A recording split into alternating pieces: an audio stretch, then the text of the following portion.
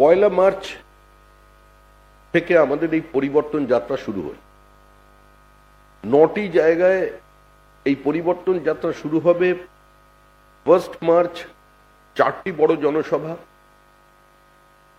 এবং 2 মার্চ 5টি বড় জনসভার মধ্যে দিয়ে পরিবর্তন যাত্রার সূত্রপাত। এখানে উপস্থিত থাকবেন আমাদের সর্বভারতীয় সভাপতি শ্রী নীতিন নবীন, শ্রী রাজনাথ সিং, শ্রী জগৎ প্রকাশ নাড্ডা, শ্রী অমিত শাহ।